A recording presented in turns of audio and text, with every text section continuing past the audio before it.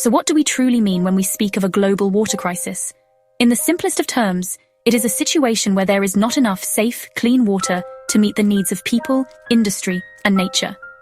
It is a problem with two main faces. The first is one of quantity, which we call water scarcity.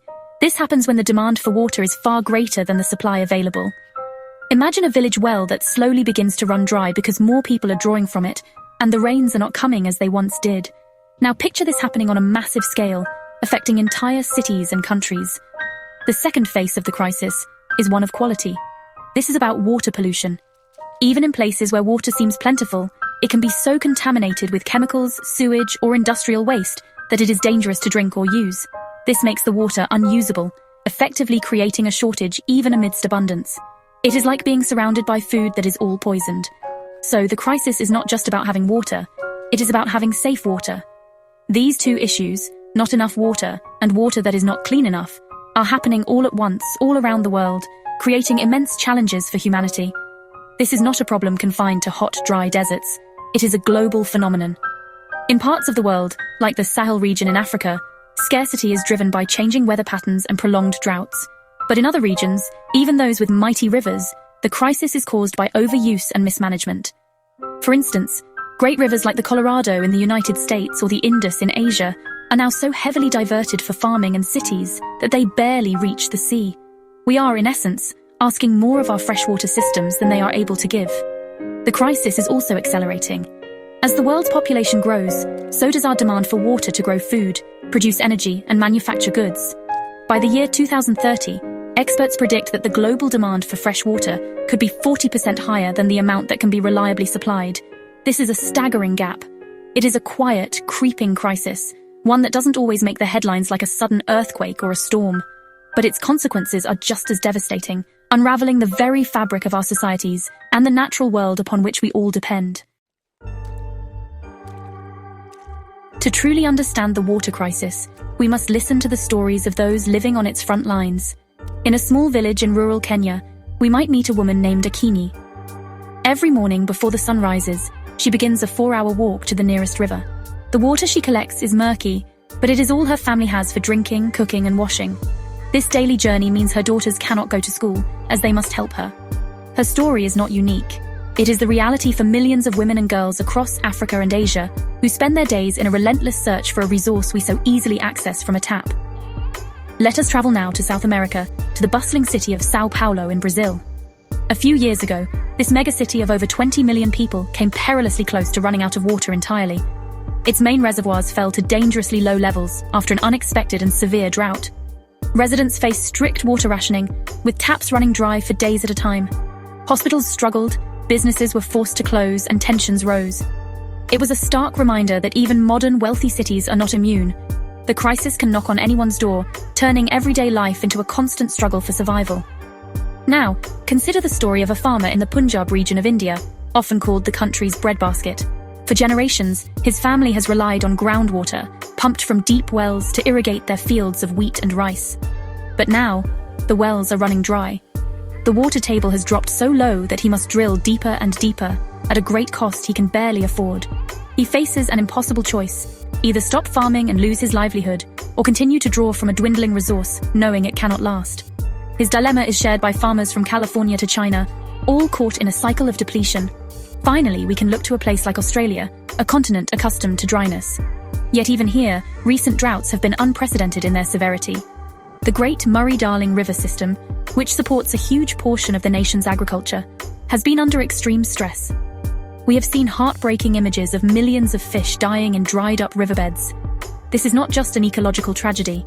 It is a sign that the entire system is collapsing.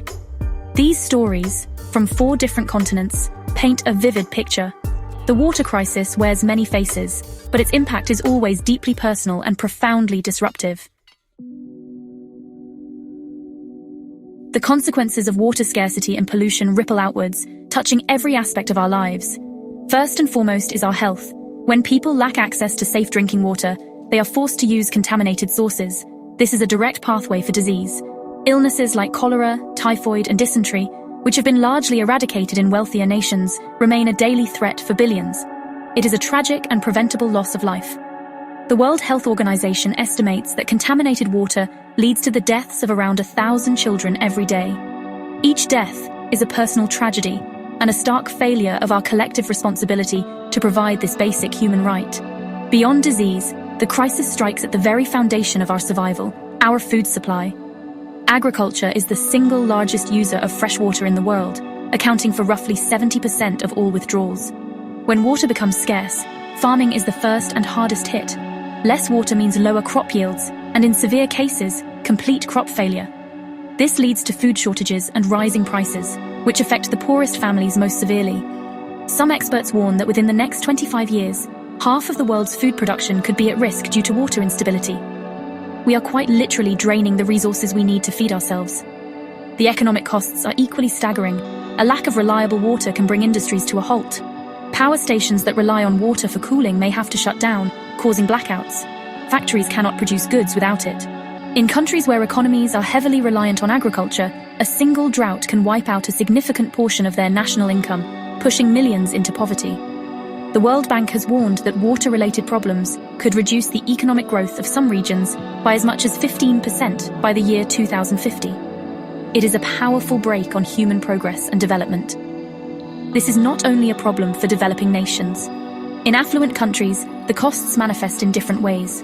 Billions must be spent on building new infrastructure, such as desalination plants, or on repairing aging, leaky pipe systems that waste vast quantities of water. We see the impact in rising household water bills and higher prices for food grown in water-stressed regions. The virtual water trade, where we import goods like cotton or almonds from dry areas, effectively means we are importing their drought. The global economy is so interconnected that a water crisis anywhere eventually becomes a problem for everyone, everywhere. The global water crisis has not appeared from nowhere. It is, to a large extent, a crisis of our own creation, driven by three powerful forces: a changing climate, rampant pollution, and decades of poor management. Our planet's climate is changing at an alarming rate, and this directly affects the water cycle. A warmer atmosphere holds more moisture, which leads to more extreme weather events. This doesn't simply mean more rain. It means that rain patterns are becoming more erratic and unpredictable. Some regions are experiencing longer, more intense droughts, while others are being hit by catastrophic floods that overwhelm rivers and contaminate water supplies. At the same time, we are polluting our precious freshwater sources with breathtaking carelessness. Agriculture, while essential for our food, is a major source of pollution. Runoff from farms carries pesticides and fertilizers into rivers and lakes, which can cause harmful algal blooms that choke all other life and make the water toxic. Industries often discharge untreated chemical waste directly into waterways. And in many parts of the world, a staggering 80% of all wastewater from our towns and cities flows back into the environment without being treated or recycled, carrying with it all manner of pollutants and pathogens. We are poisoning the well from which we all must drink. Compounding these problems is a history of mismanagement. For too long, we have treated water as an infinite resource, something to be used and discarded without thought for the consequences. Our infrastructure is often inefficient. In many cities, vast amounts of precious treated water are lost through leaks in aging pipe networks before they ever reach a tap. Furthermore, enormous government subsidies, totaling over $700 billion a year globally, often encourage wasteful practices, such as growing thirsty crops in arid regions. We have failed to put a true value on water, a value that reflects its critical importance for life. This lack of good governance is perhaps the most significant driver of all. There is no single global body responsible for managing the world's fresh water. Water often flows across national borders, but cooperation between countries on how to share it is frequently weak or non-existent. We have managed water based on short-term political and economic goals, rather than long-term ecological sustainability. This fragmented, short-sighted approach has allowed the crisis to grow, year by year. We are now facing the consequences of this collective neglect, and a fundamental change in our approach is urgently required. While the water crisis affects us all, it does not do so equally. Its weight falls most heavily on the shoulders of the most vulnerable, particularly women and children. In communities across the developing world, the task of collecting water for the family almost always falls to them. This is not a simple chore. It often involves walking for many hours a day to distant and sometimes dangerous water sources. This immense burden of time and physical labor traps them in a cycle of poverty. The hours spent fetching water are hours that cannot be spent in school, earning an income, or caring for their families. For children, the consequences are devastating. The long journeys leave them exhausted and unable to concentrate in class, if they are able to attend at all. This robs them of their education and their chance for a better future. Furthermore, children are especially vulnerable to the waterborne diseases that thrive in unclean sources. Their small bodies are less able to fight off infections, and as we have seen, the toll is heartbreakingly high. By denying children access to safe water and sanitation, we are denying them their fundamental right to a healthy childhood and a fair start in life. The crisis is also increasingly an urban one. For the first time in history, more than half of the world's population lives in cities, and this number is growing rapidly. This intense concentration of people puts enormous strain on urban water systems. Many cities, from Cape Town in South Africa to Chennai in India, have faced terrifying day zero scenarios, where the municipal water supply came perilously close to being shut off completely. As cities expand, they pave over land that would naturally absorb rainwater, increasing flood risk and preventing the replenishment of underground aquifers. In the sprawling informal settlements, or slums, that surround many major cities, the situation is even more dire. These communities are often not connected to the official water grid.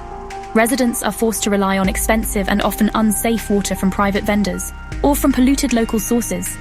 They live with the constant threat of both water scarcity and disease. The dream of a better life that draws people to cities can quickly turn into a nightmare when the most basic necessity for life, clean water, is not available. The modern city, a symbol of human progress, is becoming a new frontline in the global water crisis. Sometimes, the simplest numbers can tell the most powerful story. Let us try to understand the scale of this crisis through a few key figures. Today, over 2 billion people on our planet do not have access to safely managed drinking water at home. That is more than 1 in every 4 people. Imagine the entire population of Europe and North America combined, and then some, all living without the certainty of a clean glass of water. It is a number so vast that it is difficult to comprehend, but for each person it represents a daily struggle. Now let us consider sanitation, which is inextricably linked to water quality. An even greater number, 3.6 billion people, lack access to a safe toilet. That is nearly half of all humanity. Without proper sanitation, human waste contaminates groundwater, rivers, and soil, spreading disease and polluting the very water sources people rely on. This single fact is one of the greatest barriers to public health and dignity in the world today. It highlights how the crisis is not just about what comes out of the tap, but about the entire water cycle, from source to disposal. Let's look at the water we don't see, the virtual water embedded in our daily products. It takes around 140 litres of water to grow the coffee beans for a single cup of coffee. A simple cotton t-shirt requires an astonishing 2,700 litres of water to produce, most of which is used to grow the cotton plant, often in water-scarce countries. This is enough drinking water for one person for almost 3 years. When we import these goods, we are indirectly placing a strain on the water resources of other nations. Our consumption habits here in the UK have a direct impact on a farmer's well in Pakistan or a river in Turkey. The future projections are just as sobering. The United Nations has set a goal for everyone to have access to clean water and sanitation by 2030. However, as of today, we are tragically off track to meet this target. At our current rate of progress, billions will still be left behind. Meanwhile, our demand continues to grow. Global water use has increased 6-fold over the past century, and it continues to rise. These are not just statistics on a page, they are a warning. They tell a clear story of a finite resource being pushed to its absolute limit. Despite the immense scale of the challenge, this is not a story without hope. Across the globe, human ingenuity and a growing sense of urgency are giving rise to remarkable solutions. We are seeing a revolution in technology and thinking that can guide us towards a more water-secure future. In countries like Israel and Singapore, which have long faced water scarcity, innovation has become a necessity. They have become world leaders in desalination, the process of turning seawater into fresh water, and in large-scale water recycling, where wastewater is purified to a standard clean enough to drink. These technologies show what is possible. But solutions do not always need to be high-tech. There is great wisdom in ancient and nature-based practices. In rural India, communities are reviving traditional rainwater harvesting techniques, building small dams and ponds to capture monsoon rains. This recharges the groundwater, restores wells, and provides a reliable water source through the dry season. Similarly, restoring wetlands and planting forests can help to regulate water flow, prevent floods, and filter pollutants naturally. Working with nature, rather than against it, often provides the most sustainable and cost-effective solutions. Changing our approach to agriculture holds perhaps the greatest potential. Drip irrigation, a method that delivers water directly to the roots of plants, can cut water use by up to 70% compared to traditional flood irrigation. Farmers are also experimenting with drought-resistant crop varieties and using advanced data from satellites to know precisely when and how much to water their fields. In China, nationwide reforms in water law and investment in efficient irrigation have managed to cut agricultural water use by 20% since the 1990s, even while food production has increased. This shows that we can, in fact, grow more food with less water. On a personal and community level, our actions also matter. Simple changes, such as fixing leaks in our homes, choosing water-efficient appliances, and being mindful of our consumption, can collectively save vast amounts of water. Supporting businesses that are transparent about their water use and advocating for better local and national water management policies are powerful actions we can all take. The path forward is not about finding one single magic solution, but about weaving together a tapestry of many solutions, from advanced technology to simple conservation, from national policy to individual action. We began with the journey of a single drop of water, a drop that connects our planet in a continuous, life-sustaining cycle. Its story is our story. Water is the great unifier. It flows through every ecosystem and every living being, respecting no national borders or political divisions.